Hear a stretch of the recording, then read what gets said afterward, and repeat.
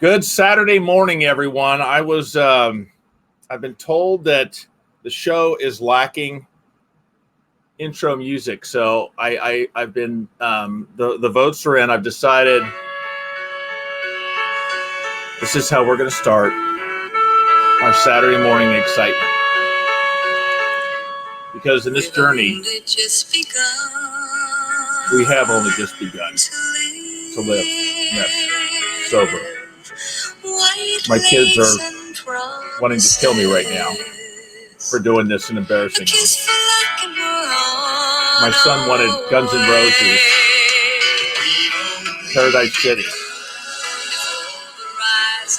But in my ever non-ending quest to embarrass my children, I've chosen the Carpenters to be our Saturday morning theme song. Good morning, everyone. So maybe I need to get my DJ voices up, the voice that you're listening to. Hey, sober in Cincinnati. To do this Saturday. We got a great guest coming up for you. Anyways, hey, everyone. Good morning on Saturday. Got a fantastic guest. We're going to have a lot of fun today. I cannot wait to have Chef Rick on. I did want to, there was two articles in the paper, just as people are joining us real quick. Happy one. These were, I was just looking up some alcohol stuff, but happy, sad, stressed, how drinking became the answer to everything. And a neat little article, but the whole message that society has said for us is that, you know, I am normal if I drink in social settings, and I am an outcast if I don't. And that's, there's a lot of drinking that happens to fit in the crowd. And I was as guilty as anyone of that. So something we're trying to all change. And another one that, another article, alcohol is on the rise, but doctors too often fail to treat it. And it was an interesting article because talking about one in 10 of us need to cut back, but only 6% receive any form of treatment from their doctors. It was interesting because they talk about the drugs like naltrexone and some of those that are designed to curb our cravings and take away some of the desires that alcohol kicks with it. You know, for me, moderation or cutting back, if someone can do it, great. I wish I could and enjoy myself. I think I could chain myself and only drink, but to cut back for someone like me, how I respond to alcohol is I always joke about my obsession with Raisinets, but you know, cutting back on Raisinets is one thing. Yeah, it's a healthy idea to cut back on those things, but cutting back on alcohol for me, it was, you know, if you're extremely hungry at night and Chef Rick has just prepared the best dinner you can imagine, going up and taking one bite of it and then walking away and expecting to be complete and happy and satisfied isn't going to work. And that's how I am with, and that's why I don't understand I would love it if I could moderate. I would love to be able to have one beer or two beer and then just enjoy the evening, but I can't. It's like taking a bite of Chef Rick, one of his specialties that maybe he'll give us a little sneak to tonight. I heard this morning. I don't know. But anyways, it was just interesting. If you can, great. But for me, it just didn't work. I had to say no. It's so much easier in sobriety. And as some of you know, I got about a year and a half. I am happy and loving life if I don't drink. If I had a first drink, all my focus would go away from enjoying where I am to where's my next beer coming from? How quick can I get it? And there better be 3, 4, and 27 more after that, or I'm going to be ruined. So anyway, some good stuff. Saturday morning, I have got the man. I landed him. I had to sign contracts. I had to go through all sorts of negotiations. Something about M&Ms and taking out the brown ones. I think he and the Van Halen brothers must have worked together, but I've done everything I needed, and here he is, Chef Rick, the man, the legend. Welcome to Getting Back to Zero. Oh, it's great to be here, Jeff. Thanks for the invitation. So you have become, on some of the other support groups like TLC, the sensation and that everyone talks about. So it's nice to know that people are turning in to see someone other than me. Once again, I get that little slap to reality. But I am so thrilled you're here. Tell us, before we get into the meat of stuff, what is your background? I assume you are a chef, but I know nothing about you. What's your story? It'd be more accurate to say I was a chef. So I worked for 11 years as a professional chef, and then I went to graduate school in California and became an historian. So now I'm an historian, but I also still cook. So I have events, and I'm writing a book on Latin American food history, and so I'm not out of the kitchen. I've got 2 kids that are having weddings this year. Do you have the big van that we can hire you to drive in and serve food out of for us? I may have to clone myself, because I tend to, as an addict, I tend to get really busy with everything I do. Yeah. Oh God, isn't that the truth? I can't. You know what I find, Rick? I can't buy. I bought a mug for, these are the show's logos, and sorry booze you lose. Yeah. So the same mugs. I had to buy 2 of them because what if you break one? Yeah. I always have to, everything is more and more and more. You need a second, a nice pair of shoes. I would like to have 2. I don't know if that's my alcoholic brain talking or what, but no, I get it. You've got some great food operations where you are. I mean, Jungle Jim's is incredible. Oh, I'll make a drive over there just for that. It's an entertain. You can, when I saw in the meat section, rattlesnake, prepared and sitting in, and I thought, wow, they do have everything here. Incredible. Crickets, 95 kinds of salsa. It's just incredible. It's unbelievable. So I want to hear, we want to hear your story a little bit, but I've heard so many times people that cook, the cooking time is their time to get away. It's their relaxation. And I know this is a stereotype, but a dab of wine for the sauce, a dab of wine to get sauce, a dab of wine for, the souffle, a dab of wine for the chef. Did that come into play with you, or how common is that? As Julia Child says, so Julia, how much wine did you put in? She go, about 2 gulps. 2 gulps. So it is true. I mean, a lot of us, in the industry, especially in the kitchen, use too much alcohol. And I did start drinking in the kitchen. And I don't know how I survived it, but I was pretty steady, and then it peaked later. When I was, a professor, I was doing my own backdoor drinking, right? Back room drinking. But and I did drink. I never drank until I started cooking every day during that latter period. So, but then, boy, I drank. So, yeah. So were you late to start into the drinking game, or was it something? I think it's worth the saying that I was not late to start, but I was just steady for a long time, and I probably drank every day for, I don't know, I'm going to say 25 years. And then sometimes more than I should. I remember going periods where I would go for 3 weeks because I was trying to lose weight, and, I wouldn't drink. But I don't know when I could date my alcohol use disorder or alcoholism, whatever word you want to use, when that started. But it was going probably pretty strong last 6 or 7 years before I stopped, and my kids were out of the house, so they were kind of surprised. What was your reasoning? What made you say we're going in a direction I don't want to go anymore? Yeah, so like a lot of people, I tried to stop for a long time, right? and moderation. Yeah, we have an hour. We only have an hour. I could talk about moderation forever. You think you can do it. And so as an academic, I adopted a nerdy approach. I had Excel sheets, right? Excel charts, and I would track how much and what I drank every day. But I would also track what my weight was, what I ate, what kind of work I got done. So that it didn't look like that was the only thing I was working on, which it really Oh yeah, right. The hidden, yeah, I know that one. But the Excel charts didn't, let's face it, it didn't work. And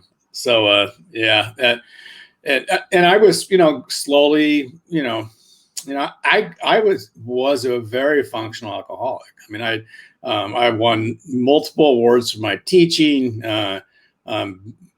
Generally well liked in my college. There's a lot of good things. The one thing I didn't do very well was publish because I was drunk every night. And then, there's not really a chance to get up on top of that. And to tell you the truth, I'm still getting back to that because I hurt my brain so bad. It's taken a while to be able to heal that. That's a whole other subject. But when I quit, nobody in my community believed me, or else they told me they didn't believe me. They said we had no idea. In fact, my wife didn't know how bad it was either. My wife, I think she's starting to believe me, the amount, but she's almost, I think she's hurt because she's so observant and smart. Yeah. She's amazed that she didn't catch it, that I actually got away with as much as I did. Hiding bottles. I have a friend that has a blog called Hiding Bottles. I think that's pretty funny. But I had my kitchen. I have a great kitchen. I mean, many years ago we put $30,000 in it. It's got great equipment, and I have a room off the end of it I call my equipment room, where it's like my man cave. My wife never goes there, right? Right. That's where the recycling is too. She never sees the recycling, right? So I was just dose. I'd have 2 bottles of wine or more a day in the back room, and then a lot of times I'd black out. She knew I was drinking more than the 2 glasses we had for dinner, but I don't think she herself will tell you that she didn't recognize how much it was. But what made you say? Was it health reasons? Was it events? I had been worried for a while about health reasons, and just recognizing that my life is not going to be of service, which is what's really important to me. If I continued to do that, but I had it, like as Louise calls it, a turning point. Other people call it a bottom, which is kind of entertaining. So I do benefits, right? Not during the pandemic, but generally I do benefits in my house. So, but I was about ready to do a benefit for a charitable organization that helps kids in developing countries. My friend, Professor Bill, was going to come over and talk to me about the next day's event. And he didn't show up at dinner when he was supposed to. And then by 8:30, I'm blacked out on the couch. And I remember waking up at 2:00 in the morning, July 27th, 2019, and saying to my wife, "Did Bill come?" And she goes, "Bill came. With some effort, we got you up off the couch. You had a full-on conversation with him about the benefit, and then you went back to the couch." And I did not remember anything about that. And so at that very moment, at 2:00 in the morning, I said, "Okay, that's it. That's it. I don't need any more, hints here. The universe is telling me it's time." Mm-hmm. And that's when I stopped. 2 years, a little over 2 years ago now. So, so that's not as sexy of a bottom as like, ones that I've heard in the rooms, guys in the, jail floor cells, whatever. But it was. It's the same look it's the same look in the mirror in the morning. It's the same. Yeah. We all have that same look of just wanting to take it back. I never doubted. I have not slipped since then. I never doubted my desire to do it since then, but I will say it was hard. And so if you are in early days, people often now look at me and they go, "Oh, he just makes it look easy." No, it wasn't easy. Seriously. I joined AA. I went to my doctor because I was worried. You get all this physical crap happen to you when your body's used to having alcohol all the time. And I said, he goes, "I don't think you need to go to physical rehab, but let's watch it. What about AA?" And I'm like, "Fuck AA. There's nothing bunch of rednecks and guys that really aren't my people in there." And he goes, "You could help somebody when you get better." And that's like a trigger for me, service. Yeah. So I looked at him. I said, "F you." I can't believe you pulled that argument out, because he's a friend of mine. He knew. So I went to AA, and actually I loved it. Oh, the guys were, they're definitely not my sort of, none of them are college educated. They're a whole other kind of world guys, right? But they were really good to me, and I went every day for 3 or 4 months. I had it was funny. I had a guy come up to me and say, "So are you doing 90-90?" I had no idea what the hell 90-90 was, right? Mm-hmm. You may not know what a 90-90 is. So the court tells you got to go to 90 meetings in 90 days and you get your paper signed. And I said, no, I guess I'm doing my own 90-90. It just felt like the right thing to do, because I needed to get after that. I think if there's any one thing people need to know about recovery, it's connection. I don't care where you do it. Connection is it, right? And that's what I got from the rooms. The connection's been tough with the Zoom. Yeah, there's a lot of, and I know we're hopefully getting all back to normal now, but I know we got a little some bumps in the road, but Zoom kept me, because I'm still, even right now with, I can connect with you over this, because it's just two people sharing their thoughts. So any way to do it, it's still, the book, I've talked about this before. The book gives me all the instructions. Right. The connection is what brings it to life. Amen. And so to me, it doesn't matter what program you're in. To me, it's all about the connection. So can I share my screen here? Because I got a funny meme for you. Yeah, please do. Please do. All right. I don't know if I have to click on try it, if I have to move on something. Yeah. Do you see anything? No. No, I don't. Well, damn. If there's something, we can always post it up afterwards, but I'm not. That's okay. What it is you may have seen it. It's a meme of a soccer stadium with lots of people in it, and it says Alcoholics Anonymous 2021. I don't know if you ever seen that. I haven't. But yeah, that's going to be. It's hilarious. It's hilarious. In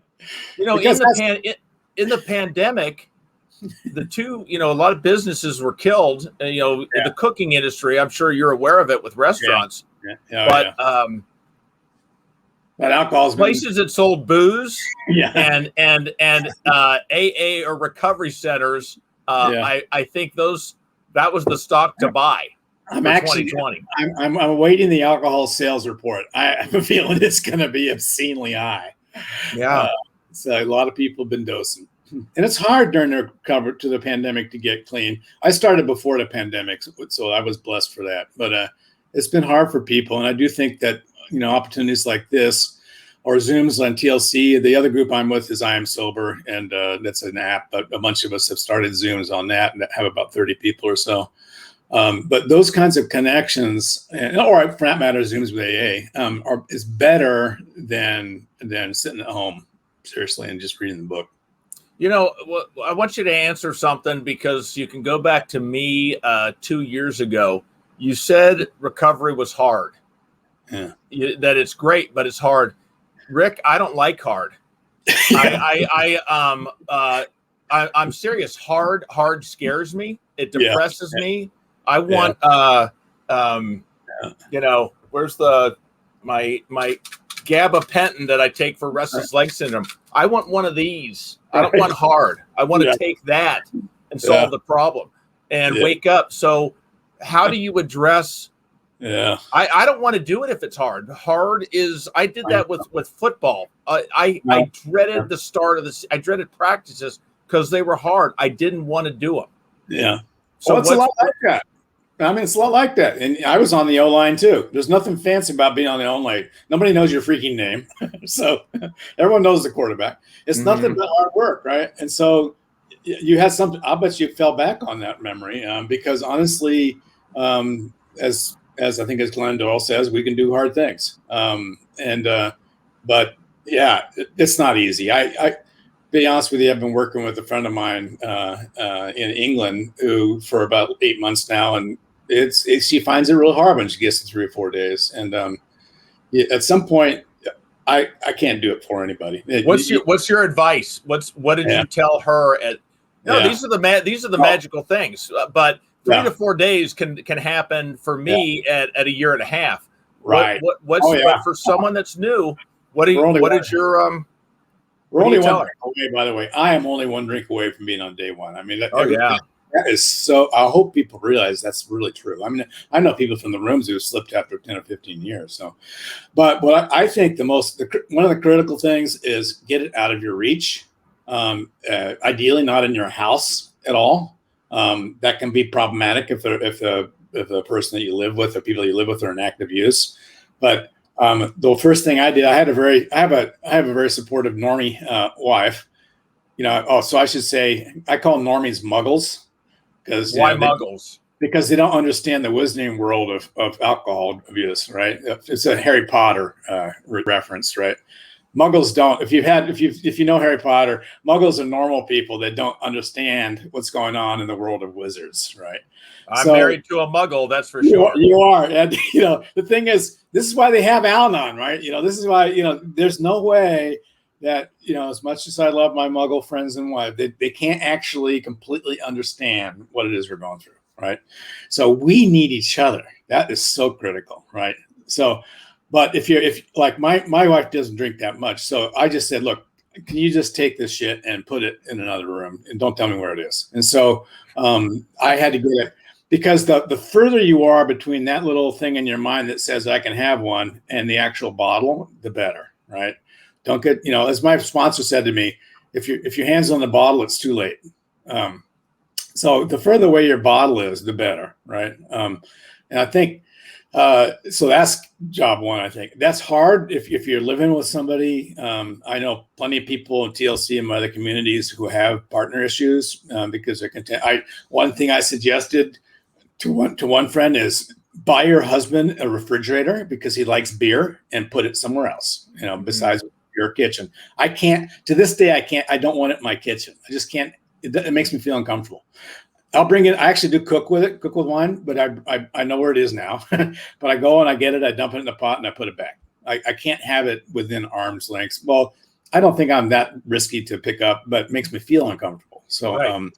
So definitely get it out. I don't think I'm going to drink right now, but I'm not. I don't have open bottles of Bush Light or Natural Light sitting around me. Why put myself in that situation? Yeah. And I think, so that's one. And I think I like what Louise has to say, focus on getting your head on the pillow at the end of the day. And that's another way of saying one day at a time, or in the early days, 1 hour at a time, maybe.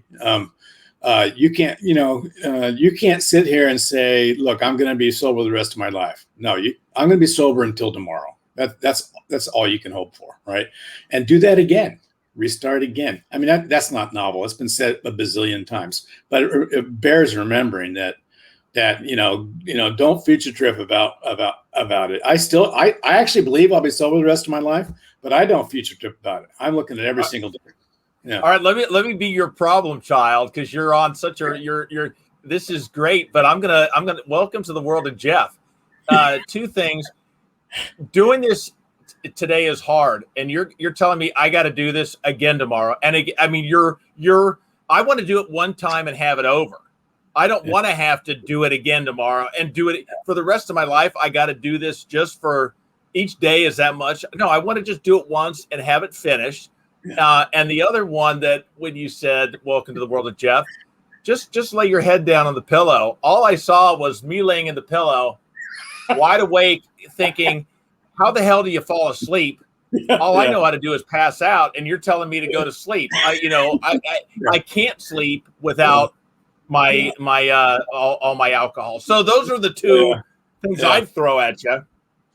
Well, I think so. One thing is that there's different phases of sobriety, and one book I saw recently says the green, yellow, and red phases, and it says the green phase is a year or more or less, and the yellow phase is another 4 years, and then there's the green phase.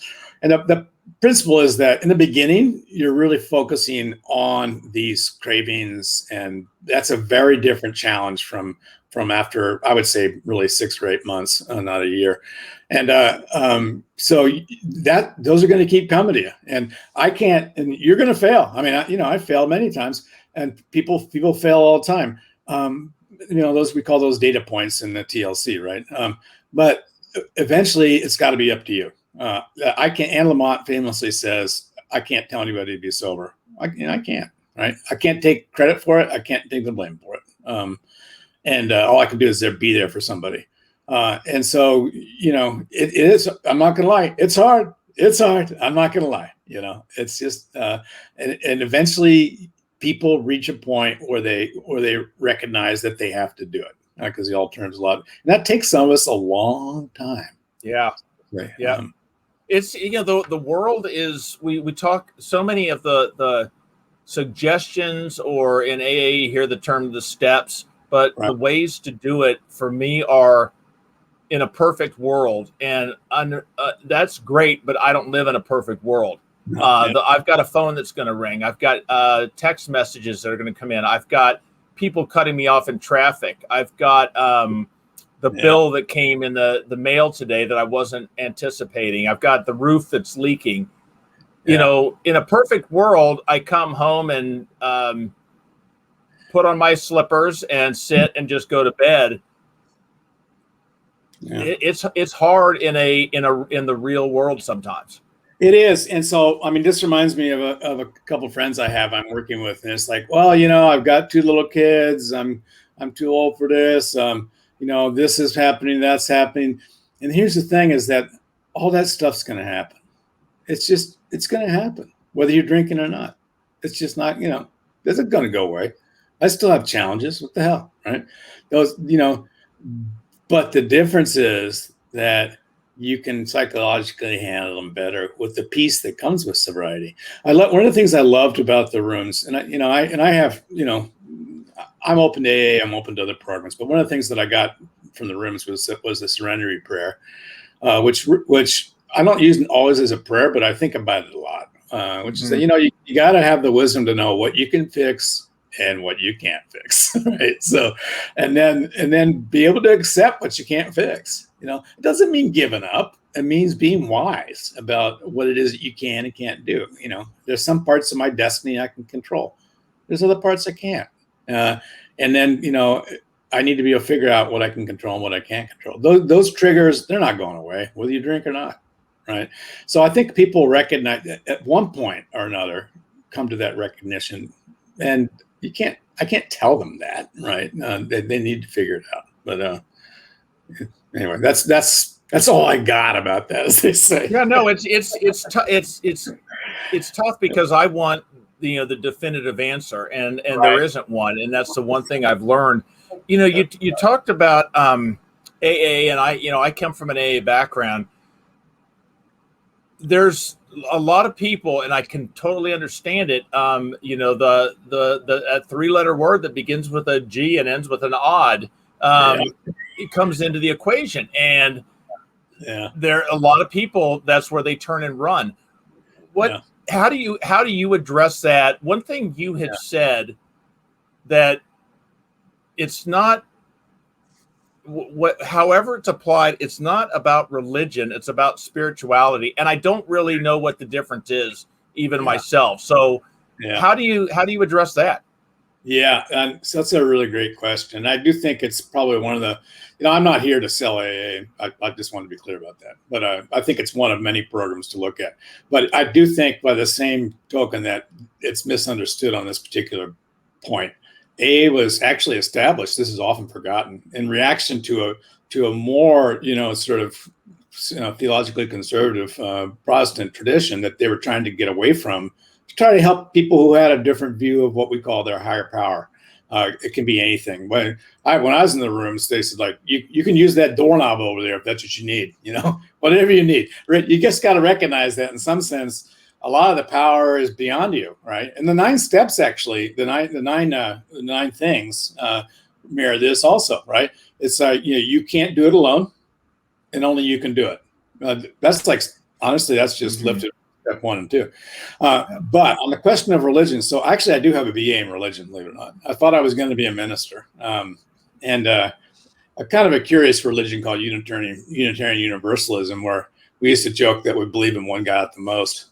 So I grew up recognizing that there's lots of other aspects of spirituality about than a classic Christian God. But so spirituality, think broad, So I studied all kinds of Asian traditions when I was in college that have stuck with me. There are ways. Everybody has a spiritual life, even atheists. Okay, and so reconnecting with that and trying to figure out what that means to you in reference to your sobriety is important. It's not to offend anybody, but it's not about church. Okay, it's just not, right. It's about you, right. And the church may get there for you or may not, but it's about what you believe, right. And A is very clear that there's no definition of what higher power is whose. They do use the G word, in some of the literature, but you don't need to, think of it that way, right. There's lots of different ways to do it. I mean, my own conception of God is that it's not a noun, it's a verb.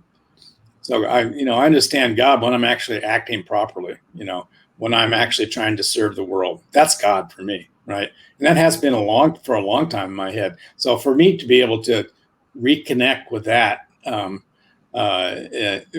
force is really good. There's a lot of stuff written that I think is worth looking at. So this is for people who aren't Christians. So there's like the 12-step Buddhist. Right, that guy went through the program. Right, I'm as I think I mentioned on the app a few times. I'm definitely into yoga. I'm a big yoga guy. So I'm starting tomorrow. Oh, it's really good, man. It's really going to help you.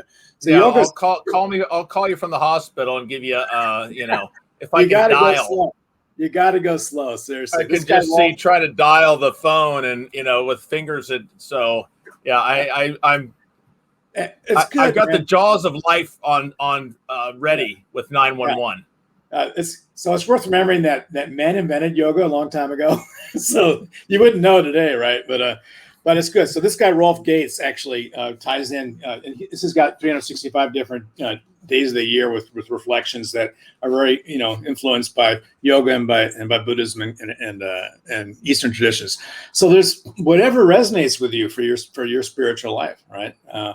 The higher power thing, for me, the definition of a need for a higher power is the fact that when I was my higher power and trying to do this alone, I'm 0 for 3,017 attempts just in the last year, 1 year. Yeah. But when I'm talking to you right now, just you and I discussing, this is a higher power, a higher strength. I have a better chance of not drinking while talking to you than I do by sitting by myself. So essentially, this right here is a higher power for me. When I'm reading, it's a higher power. When I listen to a podcast, when I'm meditating, whatever it is, that's a higher power than Jeff sitting there saying, I'm just not going to drink this beer. Well, that failed every time.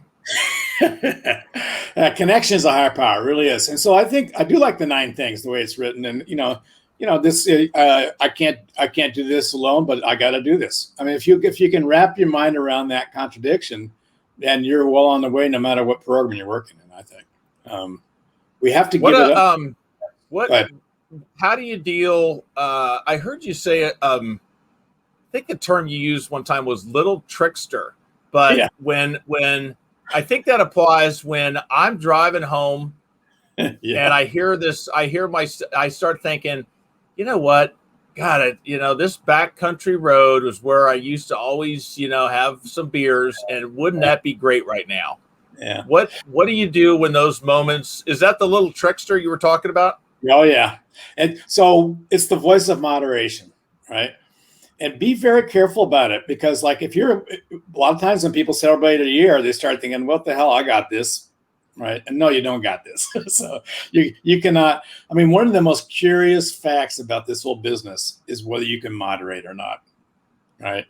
I mean, I love being able to moderate, but I can't, right? That's what sets me apart. Now you can call that whatever you want. You can say that's an alcoholic. You can say that's a person with alcohol use disorder. I'm looking for a new term because those are so triggering for people. I'm thinking ex-moderator. That's my latest term. I love it. I love ex-moderator. I can't. Rick, let me answer this, because maybe I can help explain to my wife. Yeah. Why can't you have 2 glasses of wine and stop?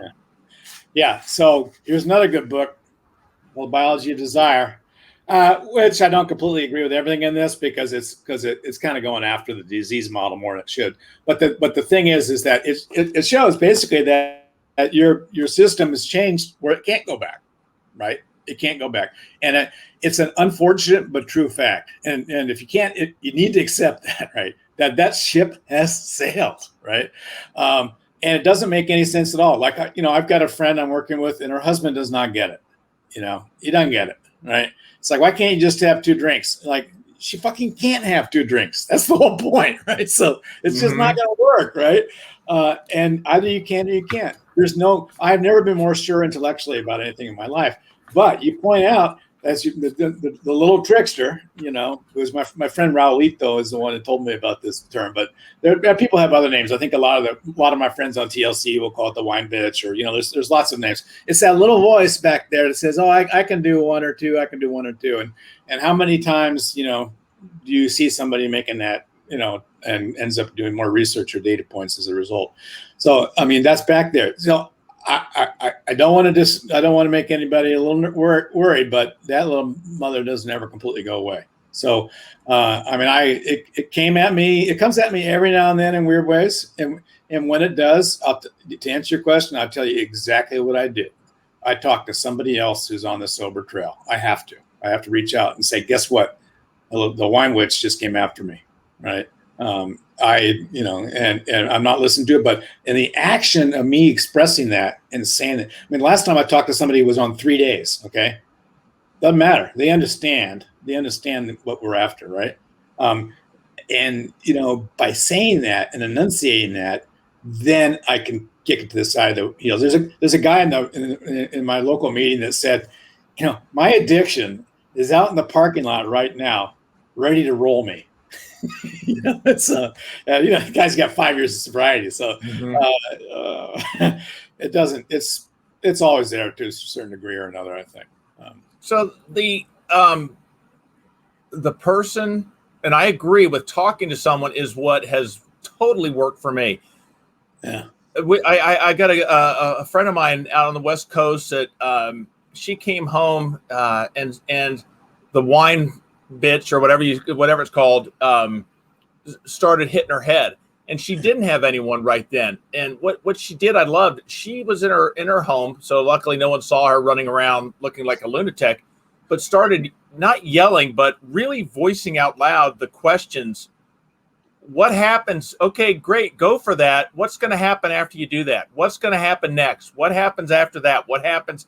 And it was a great thing because she was alone, but she actually was still, by yelling it, she was hearing a voice asking her questions that forced her to answer because she was hearing a question. So I would much rather call you and say, man, Rick, it's hitting me hard right now. Yeah. Just talk me through this, which, cravings are typically a 15-minute deal. If we can get through them, they do go away. But if I'm by myself, I found out loud, letting out that energy and hearing a voice has helped. Yeah. Yeah. It can come in a lot of forms too. I mean, I think one of the things that's hit me recently is when the pandemic, God willing, will eventually end, I plan to take a trip to South America because I do research on Latin American food. And, there's a lot of good wine down there in Argentina in particular. And I'll be by myself, I'll be traveling by myself. Won't be anybody around. Right. And I've had to have a serious conversation with myself about what that's going to be about. Right. What's your plan?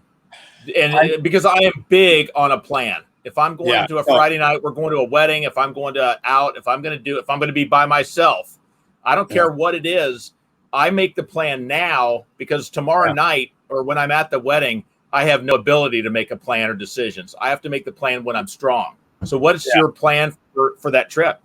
Well, the biggest plan is when I start feeling uncomfortable to reach out. So there is an internet down there, and I can message people. So that's the number one thing is connect with other people on the trail.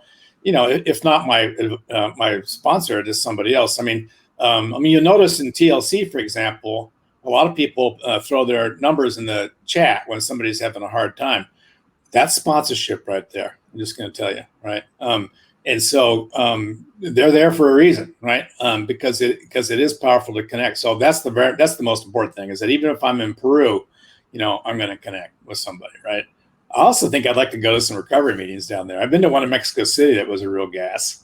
Actually, the best ones were in New York City. I went to one. Last time I felt really, really triggered, I was in New York at a conference, and I was 5 months in, and it was like, I'm walking to the airport. There's a bar every 20 feet, right? I get to the hotel. I start walking around. There's everywhere I look, it's like, come in and drink beer or drink alcohol, right? And I was feeling bad. So in 4 days, I went to 5 meetings in New York City. Oh my God. So I was in the village, all these trans actors and stuff, and then I went out by the park where John Lennon lived. And there were like, doctors' wives and stuff, rich people. But they're all in the rooms trying to get after the same problem, right? I felt so much better after some of those meetings, to the point where I could actually go sit in the bar with all my other conferees, and I actually talked to a friend of mine who was starting to figure out she needed to quit, and which was good. So yeah, that kind of connection is absolutely incredible, and have a plan also in advance, right? So like if you go into a party, right? Arrive with a drink that's a non-alcoholic drink, right? Or get one in your hand pretty quick before anybody else is going to ask you for what you want, right? So you have the default say, yeah, there it's right. Yeah, that's your go-to. Yeah. I go in, like you just said, I walk in with, whether it's my Diet Pepsi and iced tea already. I don't wait to get it in my hand. Yeah. If I have to, I will, but I prefer to have it in my hand before. So I do think when I'm in Argentina that I would like to actually visit some of these historic wineries. They were established in the 16th century by the Jesuits, and that's a historical piece. So what my plan there is just to point blank tell the people the moment I get there, please don't offer me wine. I don't drink. I think after 2.5 years I'll be able to pull that off. I don't think after 6 months I would have been able to, but getting out in front of it one way or another, I think is really critical, no matter what you're doing. And I hear you. I hear the term insurance. Yeah. I'm going to be driving today, and I'm sure I'm not going to get in a wreck. But you know what? I'm still going to put my seatbelt on. Yeah. Yeah. I mean, I will leave to go to the store today or whatever I'm going to do with fully believing I'm going to come home unscathed, but I still will put my seatbelt on just in case. Yeah. Of course you will. So, no, that's what you got to do. You got to get out in front of stuff like that. So what I would really like when I'm driving is to get pulled over and breathalyzed. Oh, I can't wait. I want it so bad. Is that a fantasy or what? Oh, it is. I want to do the tests. I'd probably still fail and just say, okay, you're sober, but you need to go to yoga and learn some balance technique. But yeah, that would be to go through a DUI checkpoint would be fantastic. I have found myself driving. This is so wrong, and I shouldn't, but kind of with my Diet Pepsi doing this, hoping that someone will say, "Oh, that guy's obviously sneaking something," pull him over, and then being able to, show that I'm not. Because I've lived in fear for that. Every car that got behind me, okay, is that a luggage rack or is those lights? They're crazy. Yeah, that's what freedom is for me. Is last night we went out and had a great evening, and two things I noticed: our check came very late, and I just enjoyed the moment. I would have before been going, where the hell we're out of beer. I got to get out of here and get home so I can get more. Right. The whole thing would have been focused on that. And then driving home, I knew there's no way I'm going to get a DUI tonight. And that's a good feeling. Check's lower too. Yeah. Oh God. Yeah. That's the truth. So, what one other thing, and I think what draws so many people to you, and I see it myself, but is your smile. And I love that. Because I've cried enough because of my drinking. Yeah. I am ready to smile in life because I have not smiled for way too long, and I'm ready to smile. And you said something about an AA meeting that you went to and this is it could be recovery. This isn't AA specific, but that you said you went there and you were amazed because everyone was talking about everything other than alcohol. And what did you mean by that? Yeah, so I was shocked. This is like probably less than a month in. I was finally starting to come out of the clouds, and I think, boy, these people are not talking about their problems with alcohol. They're talking about all these other things in their lives, right? Their relationships, or their how they're dealing with their work, or their own development. And then it suddenly hit me. There's actually the first phase is getting rid of that white knuckling, craving thing, and then you really do need to look at your life, right? And actually, that's what the steps are about. But that's also what other recovery programs are about as well. Is trying to take a look at about how you've lost yourself, right? And how to refine yourself. And part of it might involve recognizing that you'd hurt other people, and you probably ought to go around and apologize for that, which I did. Actually, the funniest thing I did probably was I apologized to my dog in heaven. This is true, because she saw me drunk more than anybody. And I would jump on her. We would go outside in the garden, and she was the one that knew for sure that I was an alcoholic. So God, isn't that the truth? I made amends to the damn dog in heaven. Who knows if she heard me or not, but it was helpful for me. But anyway, the point is, it's like all this stuff that you've stunted in your life, right? And you've got to, I think of A as a sober mirror. That's one metaphor I have. You're constantly looking in the mirror.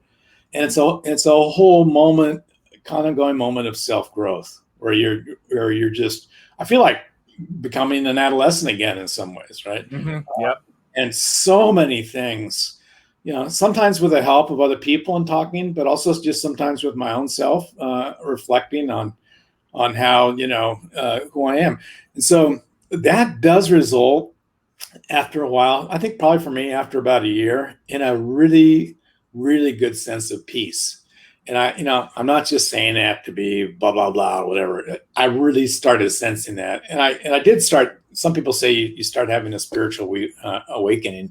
That was starting to happen to me. I was really starting to get to know my place in this life in some different sorts of ways.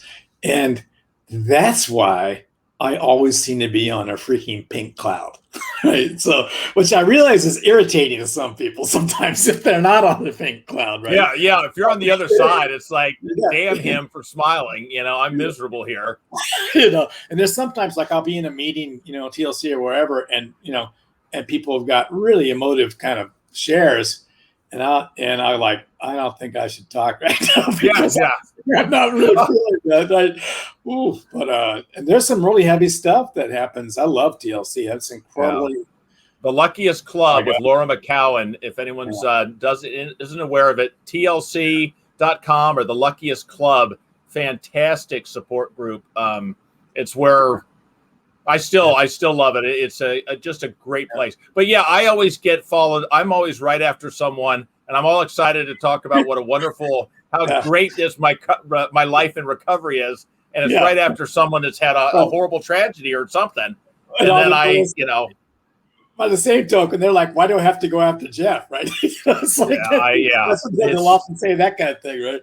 Well, you know what? I looked at you, Rick, and said, okay, this guy's smiling. He obviously didn't have a problem like I did. He's too happy. That's what worries me, that people actually think, which is so untrue. It's like, but it's become, the other thing that's happened is that I haven't, especially as a man, I have been understanding my emotions a lot more. We're not raised to understand our emotions as guys. Let's face it, right? And I've been aware of that for long. I was raised by a feminist. I've thought about this crap forever, right? Mm-hmm.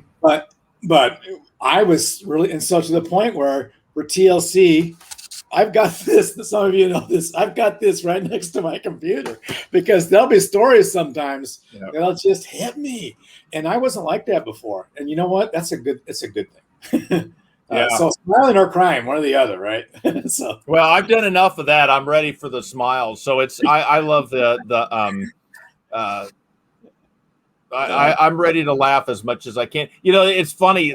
We go boating a lot, and these people that said, "Oh, I noticed the trees and I noticed the colors." It's like, you are, that is. I don't want that. I don't know what. I don't want to be seen floating around. And I'm driving around looking, going, man, I never even noticed how pretty that house was, or look at that scenery. Wow, I got to take a picture. Things, and I'm like, okay, I'm becoming that guy I didn't want to get, but I'm pretty happy I did. Yeah. Or that it's happening. And the thing for me that I really worry about sobriety stagnation, of getting burnt out or getting old. Yeah. And we're going to actually deal with that on Tuesday night. I've got a power trio of advice. Jesse, Jenna, and Cindy are going to be on with Sierra, and we're going to talk about this and get some good answers Tuesday evening. I'm really looking forward to it. But that's great. I worry about getting burnt out, but every day, right now, every day is something new. And that's what I don't have to worry about the old burning out, because sobriety is not, I'm not having to rely on yesterday's gifts to enjoy today. Today, I get a whole new set, a whole different set, or a whole new variation of it. So it's a continual, I'm not remembering the meal that Chef Rick cooked a month ago and hoping that I'm still satisfied today from it, because that's long gone. Yeah. It's almost like I'm getting a new, fresh one every day. And God, I pray that continues. There's a word that I think about a lot. It's called complacency. Mm-hmm. And, I see this happening with people after they've had a year or so sometimes. I've got this. They'll stop going to meetings, and they end up slipping because they become complacent and not realizing that you have to stick after it. I mean, I was shocked when I first started going to recovery meetings that there are people in there with, 5, 10, 15 years of sobriety. I thought, look, the only reason they're there can't be just to help me. I mean, they say that, but they need it. It's maintenance, right? And if I've got to spend a couple hours a week in a recovery meeting the rest of my life, guess what? That's a very small tax to pay. But I can't, I don't think I need to maybe be in as many as I am right now, although I am actually getting involved in other kinds of ways, I guess. But I do need to be in them for myself a couple times a week, and to keep it going, right? So we can't be complacent. You could slip, but also you could get grumpy. There's an unfortunate term called dry drunk, which I think is interesting. It's basically somebody that has quit drinking, but they haven't really done all the personal work they probably should. So they're grumpy, right? And we all know people like that. I certainly know a few from the rooms. And I don't want to, so we can't be complacent with the process of self-discovery. We can't let that ball down. It's a great concept, because when I started this journey, I drank way too much beer. And the only problem I had in life was because I drank so much beer.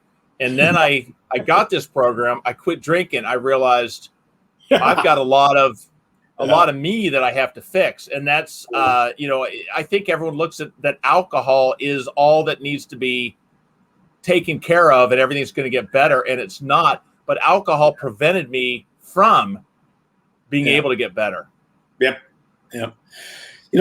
Something I'd like to bring up is that, and this is not a message for everybody, but I'm really privileged in the way that we use that word these days, to be able to be out. Now, most people are not privileged to be out, right? It's absolutely critical to maintain anonymity of people who can't be out. I couldn't stress that enough. But if you're a person who can be out, let's get some work done, right? So I'm a 10-year professor, haven't got a lot of enemies, if any, right? Happily married. I got no reason not to be out. Seriously. I'm free for that. My wife's a 3rd grade teacher. If she were an alcoholic, she could not be out. That would be difficult for her, right? But honestly, so I have taken that and I've run with it. So I have given speeches about my sobriety to hundreds of people. I've given a sermon or 2 sermons about my sobriety. I'm the poster child for let's get better, right? And so if you have the opportunity to be out like that, do it. I recently, you might have seen, I recently posted my 2-year chip on Facebook. I saw that, and I got 600 likes, which was nice. But more importantly, I've got people who are talking to me behind the wall who need somebody to talk to, who need to start this process. And after 1 year, I did the same thing. And I had 8 people who I had no idea had an issue that started programs, right? Because they just needed somebody to talk to. Because we have got to deal with the damn shame of this, right? If I'm a diabetic, you don't say, that's bad on you, you're a diabetic, right? There's no shame in other kinds of physical problems, right? But this shame that's got to be lifted. And I'm on a mission. I'm no longer political. This is the only thing I'm political about. I'm on a mission to lift that shame and work with Brene Brown and Glennon Doyle and other people to try to help me lift that shame. But so I encourage. Who do you like more, Glenn or Doyle? Because I swear to God, for a year I thought it was Glenn and Doyle. I thought it was 2 guys doing a talk show together. The frickin' frack or whatever. I swear I thought it was. So, are you more of a Glenn fan or a Doyle fan? Or Brene. Such a I knew Glenn and Doyle's stuff a lot earlier, and that's only recently I've been getting into Brene. It's different, but I actually listened to a podcast. My wife, bless her heart, she loaded up the phone with podcasts from Brene Brown and Glennon Doyle and I think Laura because she knew that's that I've been reading these things, and we're on the way to Philadelphia. She goes, "You want to listen to a podcast?" I'm like, crap, this is great. There was one with the 2 of them on there with Glennon Doyle and Brene Brown. That was pretty cool. So they're just different. I mean, Brene Brown is a serious researcher, and she, interviews a lot of people around the issue of shame, which is very gendered. You and I don't experience shame in the way that women do. And correct. It's a big part of recovery for women. So, whereas Glennon Doyle, I love her openness and humanity and ability to be a foibled person, and she freely admits, hey, I got to keep taking my meds, or I was wrong about this, or I'm learning to be a parent because of my new wife is teaching me to be a parent better. And I mean, that's just raw, right? And I think that's really good too. So I'd love to be in the room with both of them. I think it'd be really fun to talk to. So the shame thing. I look at when Elizabeth and I, earlier when I still was maybe associated more with playing football, as an offensive lineman, I was supposed to drink a ton of beer. That's what offensive linemen did. If my wife drank like I did, she would have been labeled a drunk. Right. I was labeled a football player or an offensive lineman. And even within football, if the quarterback drank like I did, he was a drunk. Offense, it's what I'm supposed to do. So there's a whole real quick. We got the whole TLC clan, getting back to zero clan, coming over for dinner tonight. What are you going to make? What is your go-to for all of us? Oh, golly. So, I start by asking people what they do or do not eat, but I'm assuming they eat everything. I like to start with the ceviche, it's marinated fish dish out of the Andes, and a lot of Chinese people moved to Peru. This is not very well known, late 19th, early 20th century, and so there's forms of ceviche that have got Chinese elements like water chestnuts and sesame oil. So, start with that. I love a good steak. I'm not going to lie. How's it going to be prepared? Well, I like a rare steak. I like filet. Although I've been making brisket lately. I've been making ropa vieja with brisket lately. That's a Cuban dish. But there's a sauce called demiglas that you make by, which I'm surprised they don't sell in the stores, where you reduce beef stock till it's creamy. It takes hours. And then you put herbs or whatever in it and put it over steak. That's a really yummy thing. Low fat. Are we broiling our steak, or are we on the grill? I grill it. Okay. Yeah. And I like. I've been making a lot of ice cream. In fact, during the pandemic, I started making ice cream and giving it out to people out my side door. Come by, grab a pint. We can't be near each other, but I can give you ice cream. I literally have made 400 pints of ice cream because. So you made ice cream on a stick, but your stick was 6 feet long. Exactly. No, I put it on a table. The new popsicles are 6 foot long popsicles. And I made a lot of cupcakes also. I made about 300 dozen cupcakes during the pandemic, and Wow. because I never do anything halfway. I really am an addict. Yeah. Oh God. And hopefully we're doing sobriety as an addict, the same Yeah, way. without Do a it. doubt. I'm binging on meetings, so. Well, I'm a Rick, big thank you so much. God, Yeah. what a great way to start the day or the weekend. Thank you. Awesome message. And I think with this, anyone can just turn the volume down and watch this this hour. Your smile will the words aren't even necessary to get the message, and that's what I just love. So thank you so much for being here. Thanks. Tuesday night we're going to deal with sobriety stagnation and some of the pitfalls of the things. But like you said, highs and lows continue to come. I don't care if you're at year 20 or you're at day 3. So we're going to talk about addressing that. But thanks again so much, Rick. Yeah. Have a great weekend, everyone. Keep talking to each other. We'll get through it. See ya.